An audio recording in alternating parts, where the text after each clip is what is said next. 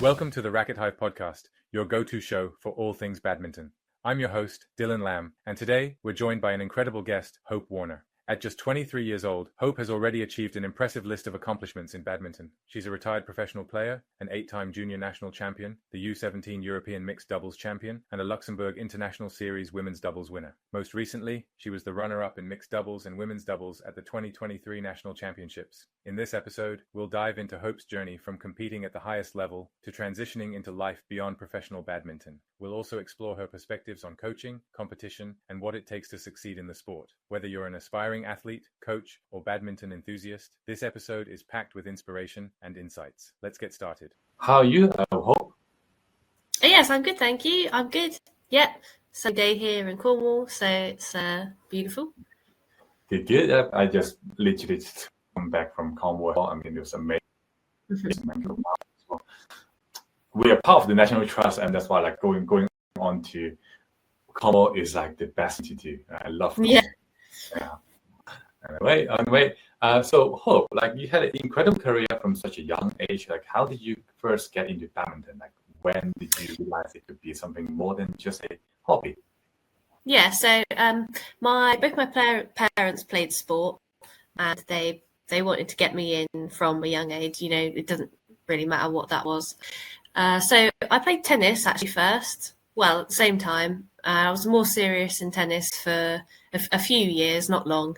And then I made a decision at about 9 or 10 years old to play badminton because I enjoyed it more, and the atmosphere was just a lot more friendly, actually, especially at that age. So, yeah, no, I started really young, actually, from about the age of 3, picked up a racket, and then, went from there, really. Well, now you reminded me that tennis is actually different when it comes to atmosphere, right? Yeah. For me, when I played tennis, it was really funny. I used to get nervous. I played a couple of tournaments, not many, but I got really, really nervous in my tennis tournaments, and I swapped over to do a badminton one, and it was just nothing the same. It was completely different, and they were played within, a couple of months of each other. So it was that decided some of it for me. And then also, the players, the parents, the whole thing that comes with sport, it was much nicer and friendlier in badminton, even at a young age like that. And those two factors did make the decision for me, really.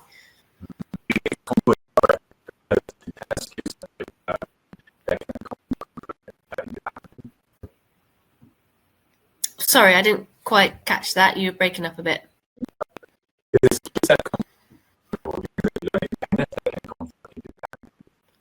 Can you hear me? Can, but you're still breaking up. Yeah. Oh, that's a bit better. Okay. So I was asking, I don't remember that. So I was trying to say, does the skill set comfortable, when you learn tennis, do you think tennis can convert into badminton? Well, kind of, yeah. I think I always loved racket sports, really, but it was hilarious. I played both at the same time for a couple of years, and you can really tell when someone plays both because there are much larger swing tennis than in badminton, and for a while I had mixed up the two at about years old. So, but I definitely think that they can transfer. I mean, racket sports are all very similar, but obviously all different in their own ways. But yeah, I think it certainly did help me to play tennis at the start, and I think a lot of badminton players in England have started like that, actually, from who I've spoken. Yeah, I was chatting with one of my club members early on, and they play tennis until they start badminton. It's just maybe after 10 years old. It's quite funny that's how it comes by. Whereas after they start from young age, when it was 3 or 4, and then they just carry over. Right? Yeah. Okay. Can you share some of the biggest challenges you have faced as a coach? How do you overcome? How did you? Oh, sorry. Let me rewind first before asking you about coach. How about this? How did you yourself into just later into the coach? Is it a natural decision from from professional player to coach, or do you have another like obsession before? As in, how did I, transfer? Yeah. Yeah. So while I was playing, I coached at my hometown county setup. Come through it anyway, so it was quite nice to go back. And I was still involved in county matches, leagues, things like that back here with Leicester anyway, which is where I'm from. And while I was playing, I can't remember what year, but I was there for about 2 years at Leicester Performance Centre. So I was involved in group sessions, coaching there from ages of 8 to up to 17, and that happened. I coached there twice a week for 2 hours every time for 2 years almost, I think, before I stopped. That was sort of the first bit of coaching that I did. That was really not intense, but it wasn't a laid back thing. It was planned and whatever. So that was that. And then I also went to Loughborough Uni, where I trained for many years, and there was some volunteering roles for coaching there. So because of the squad tiers we had there's tons of badminton players. They got a great setup there. So some of us from the top 2 groups, we would volunteer to coach people in the lower 2 for a couple of hours a week, and that was also really fun. Just completely different ages, of course. 18 to about 23. So it was a different experience. But I think it obviously doesn't look the same for everybody. Some people could get. I think a lot of people end up coaching, especially at my sort of age, when they're playing professionally, because it's really difficult to get another job somewhere else at the same time. It's really time consuming to try and do both, and it does take all your energy out of you. So but it was really nice for me to go and coach back in Leicester. Yeah. I like back in the days, I came from Nottingham University as well. Loughborough is such a nice uni to train at. Like back in the days, there is no David Ross Sports Centre in Nottingham, so Loughborough is a nice uni there. So what are the challenges you have faced as a coach? How do you overcome them? Yeah, we've had. It's funny, moving down here. It's a completely different setup and sort of atmosphere, learning curves. It is completely different. So I think the biggest challenges have actually come up since I've moved down here. When COVID hit, there was a lot of players that I think were lost here, and clubs also were, they started to crumble a little bit. But it's a real challenge here, because you need to be able to build back the base of players that they once had 5 years ago or so. And I think for me, that has been the biggest challenge yet. As a general, I think people, especially kids, they need fun, but they also want to be able to, you need them to want to learn as well. And a lot of them, they need someone to adapt to their style of learning to be able to enjoy it. So, I think in terms of challenges, that is certainly the biggest one at the moment. But for me, when I was playing, I always felt like coaches, I had some fabulous ones, and they learned really well. You're always learning, even as a coach. So it was nice to be able to grow with them as a player, with them trying to understand me better and how to get the best out of me. So that is something that I definitely always want to carry through with me, is that it's always really important to try and adapt to the players' style of learning, because as I went through my career, there was a lot of coaches who they didn't, they coached one way, and if players got the best, if they got the best out of players like that, then that's great. But if not, then, it was really tough for both sides, I think. So, I've learned from my experiences as a player, I think, and I've quite happy with the the ability I've got to adapt to players' styles of learning and trying to help them in a way that doesn't feel like they're, necessarily just learning or being coached. It's a two-way thing. It's just somebody trying to help them be the best they can. I mean, that actually sets the good coach and bad coaches apart. Really help them succeed. Right? But then, what do you think about as a part of a successful badminton player from those who are struggling, and how do you help them? As like what are the technique, or do you think about like the footwork, or do you think about like in general, where do you think that is the part that set them apart? We're talking about how players are different, different levels. Yeah, definitely. For me, I grew up I had a great coach, Andy Wood, and he was always very set on it's always important to talk to each other. It doesn't matter how much badminton you do, if there's not enough talking going on about how things have been feeling, or your experiences within the last few weeks, if you've played any tournaments, how you've been feeling in training, things like that. That was a massive part of our sessions. And the other big part as well was the technical side and the tactical side, and they were integrated with each other. Obviously, we always need the physical side to be fit and strong, and ideally no injuries.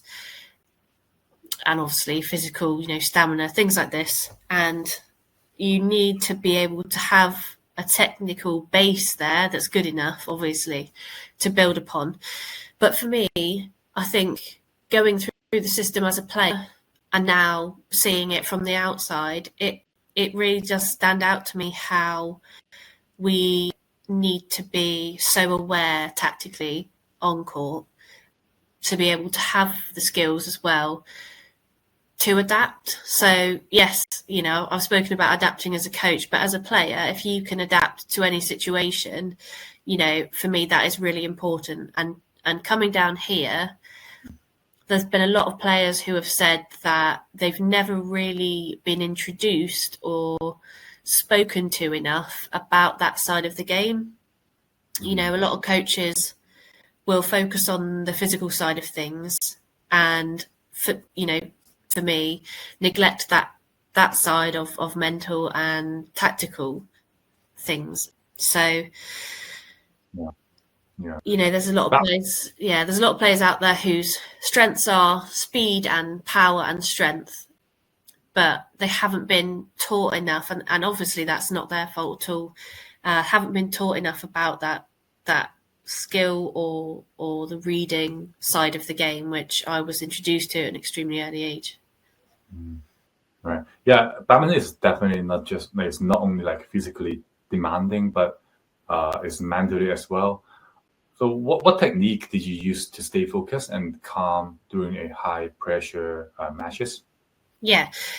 It took me a long time to be able to master that side of things. I had, issues growing up where it would sort of overtake me in those moments, and I used to get quite annoyed, and then it would affect, the next few points or the set, things like that when I was younger. And yeah, I went through a lot of different strategies to try and figure it out myself. A few of them were, okay, well, maybe if I switch my mindset to not caring, okay, maybe we'll get, somewhere further, like that. Whereas actually it sort of tipped me over the edge where I actually didn't care, and there wasn't enough motivation, there wasn't enough discipline there to push me through the game at a high level. So again, that's a strategy that I tried, but obviously didn't work. And then, especially as I got older, you do mature, whether you realize it or not. And it did become quite easy for me in the end, as someone who is quite relaxed and laid back off the court, off training. I managed to transfer it onto the court in the later stages of my career. I I know there's a lot of people out there who get really worked up when they're playing games, and people need a different level of adrenaline, and they need a different level of motivation when they're on. So it is really individual, and I think it's so important to speak to someone about it, but also to be able to experiment with it yourself. I know it's important in games that you win, but the sooner you figure it out, the sooner you can really push on with that, that mindset you found that works for you. Right. And how do you approach training and preparation for competition? Like, what strategy have you proven is the most effective for athletes? I think for me, it was important to get the right amount of training in before a tournament. A lot of the time we were traveling for the whole day on our way, and the next day maybe would be a game that we play. Maybe we'd have a day of traveling and then a day off. But before the travel, it was really important for me to get the right amount of hitting. Too much and I'm overthinking things, or things become, there's too many questions that you don't want to take into the tournament really, mentally. And obviously if you don't train enough, then you're not ready. So we did a lot of practices before tournaments where we'd make sure that we're practicing things that we're weaker at. Obviously, it's actually really important to practice the things that you're comfortable in, and to sharpen them, to make sure that you've got them set for the tournament. And a lot of people don't think about that side of things. They think, okay, well, let me practice the things I need to improve before this tournament, so that my weaknesses are not so weak when I go in a game. Whereas actually it's really important to have that confidence. And yeah, we did a lot of things where we practiced or sharpened things that we knew were our strengths before going into it, so that we built up that confidence. And it really does help when you're going into it. So does coaching give you confidence, or does gameplay give you the confidence? Like, which is more important? I think for me, it was always both. I always loved playing games, actually, more than training. And there are plenty of other players out there who would feel the same, but there's also, a completely different player out there which loves the training more than the games. And again, it's individual. But yeah, for me, you want to be able to know what you need to improve. You need to be able to know what your strengths are, and obviously a coach can help with that.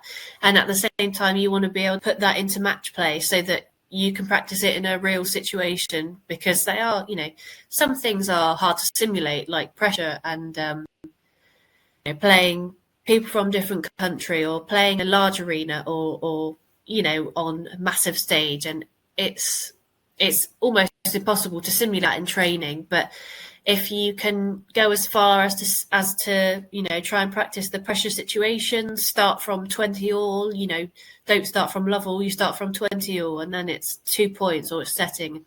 Can you clutch it, from that instant pressure situation? It was important for me to get both, where we had advice on what to practice, and then to put that into games, and really see if you can match the two up. Right. How do you stay updated with the latest trend and development in badminton, and what resources do you rely on badminton? A lot of it's online, obviously. So I'm still online a lot. I'm still following accounts like Badminton World Federation, things like this. I'm not too involved in the results anymore, but I'm certainly come across some good rallies every now and then, and I like to watch them. Things like new clothing brands, new things that have not really been introduced before, like Airchi and their shuttles, how you're making them and putting things together have never really been done before. It is very interesting to see all of that happening online, and I do like to keep up with that, if I can, because things being introduced to the badminton world that haven't really been there before, that is a really interesting area to me. So when it comes to results and keeping up with tournaments and things like that, I'm not too involved. But yeah, new stuff, new technology, new products, things like this. Yeah, really interested to keep up with. Yeah, thanks for talking about Etchy. But let's talk about like as a professional badminton player, what are the things that most badminton player wouldn't expect as in a professional badminton player? What are the things I expect most? Yeah.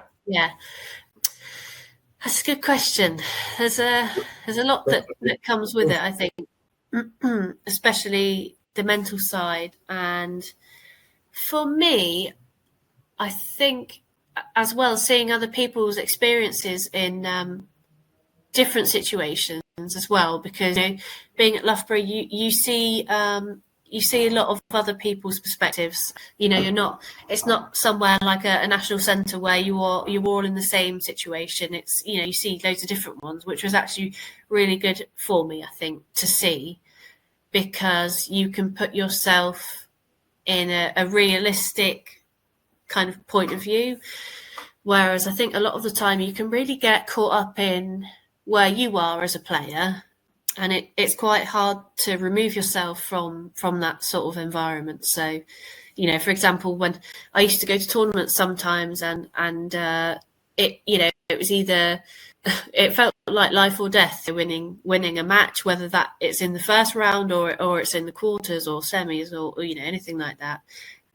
It was really important for me to stay in an environment that wasn't completely all encompassing, because you get a real life perspective of, okay, if I lose this match, it's not the end of the world. I go back to training, I go back to improve, and we start again. And I certainly had a period of time where it was really difficult away, losing matches, because that's all you train for. That's what you work for.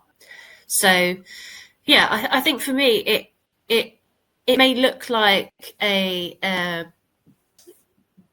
really beautiful and really glamorous state, which it definitely is sometimes, but you are always chasing something better.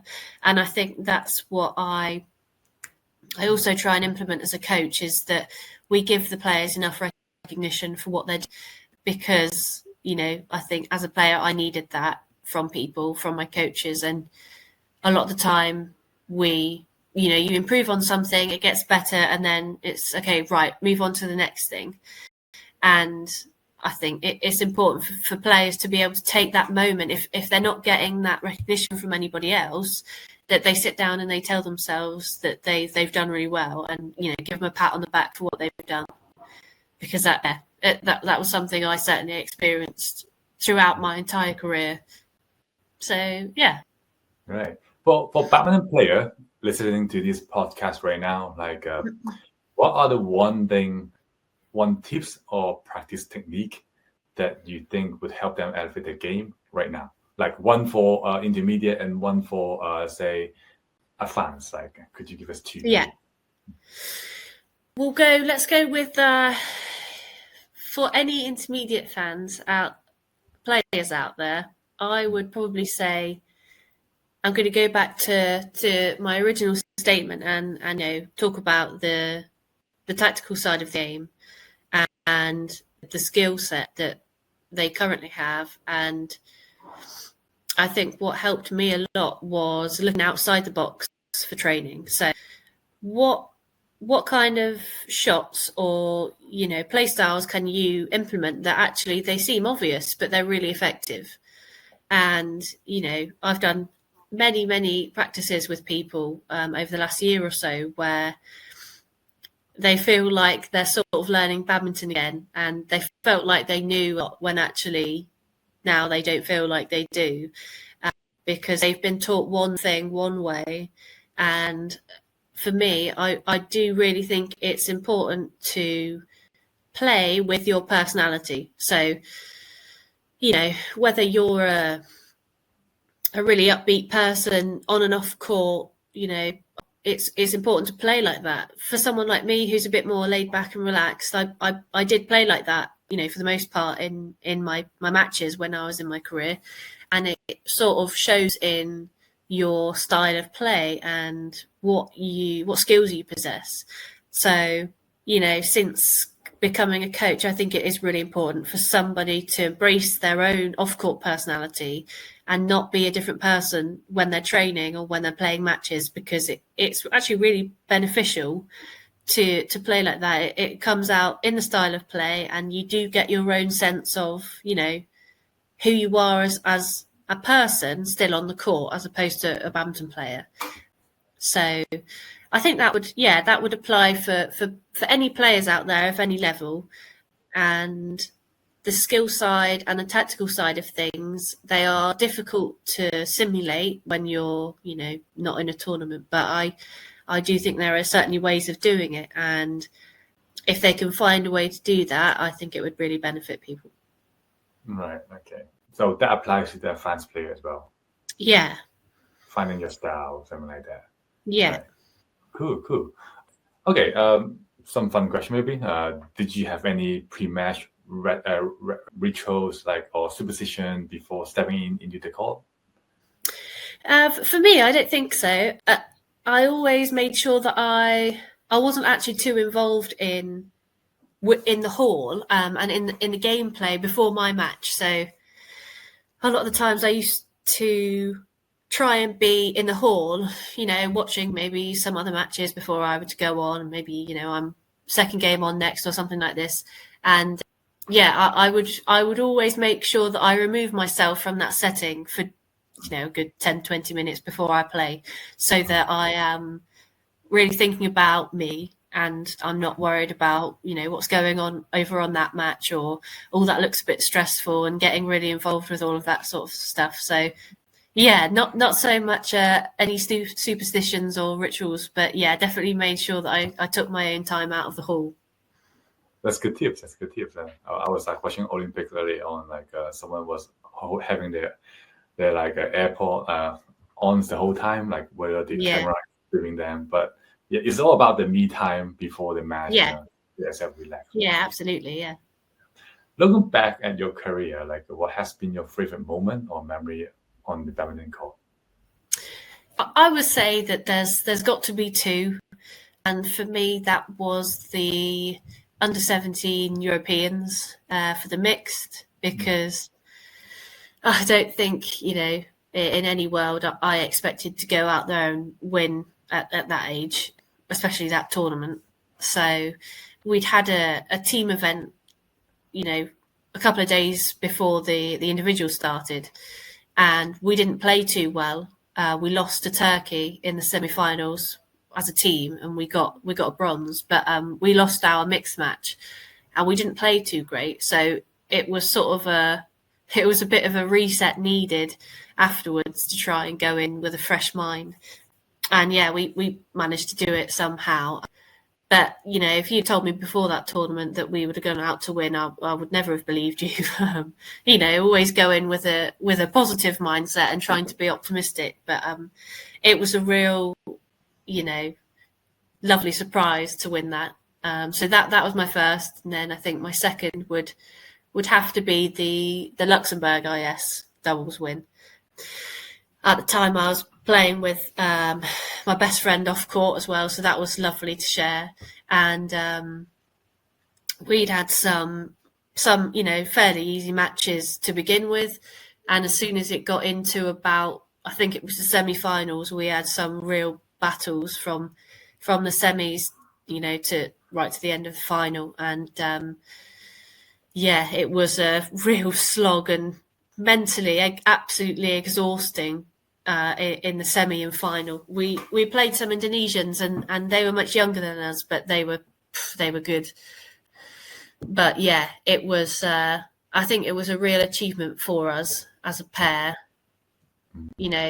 being really close off the court. It was just something I think that not many people get to share together. So we really put in some work there, mentally and physically.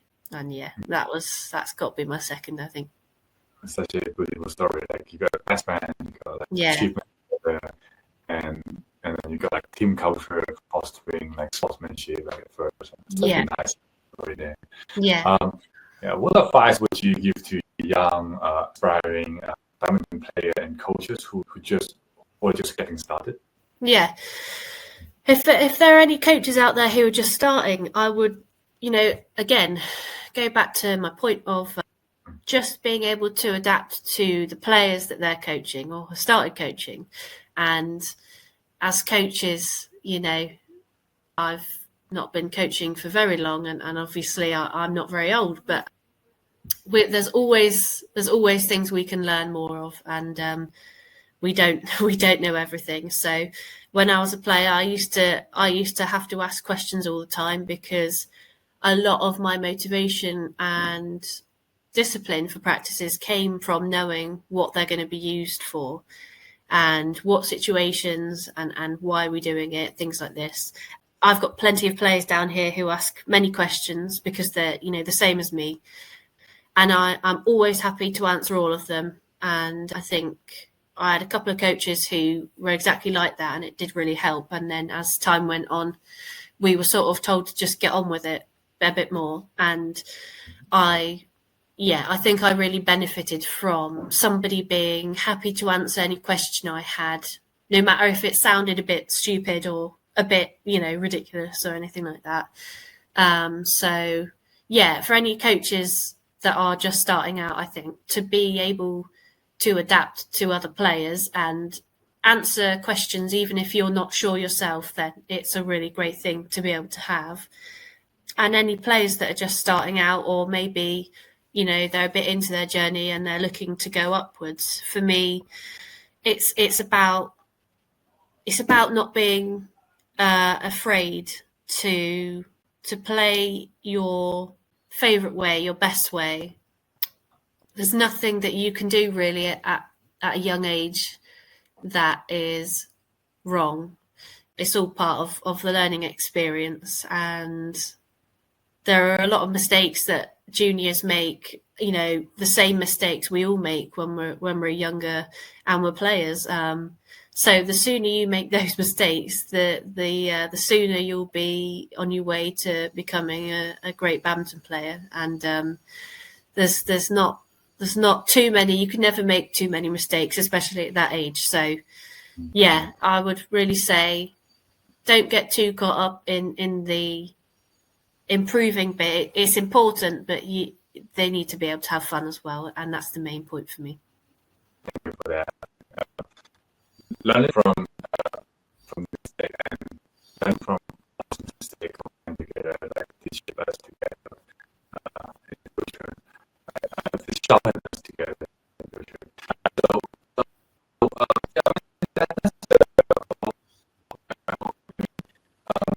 The beautiful story you have there. Do you have any contact people that come to you if you want you to coach them, or where can they find you? So I'm obviously on Instagram, and at the moment I've got a YouTube channel that's completely unrelated to badminton. So if people want to go and check that out, then that's, go for it. And I think if there's anyone out there that has any questions, that wants to know anything, if it's about badminton, if it's about themselves, whether they are, confused about something that they're doing, if something's not working, and even if it's something to do with the mental side, or, a question about me, my experiences, then please feel free to message me and I will answer it, as best I can. I think that there needs to be, especially in England, from what I've experienced, there needs to be a much bigger community for help, because I don't think there's enough of that at the moment, not just in Cornwall, but in general. And I think, we could really build as a country, badminton player-wise and on a level, if there were tons of people happy to help out there and learn, share their experiences with players who are just starting out and want to know more. So, if anyone has any questions, then please do feel free to message me. Thank you for that, Hope. And that wraps up today's episode with Hope. And hope you guys enjoyed it.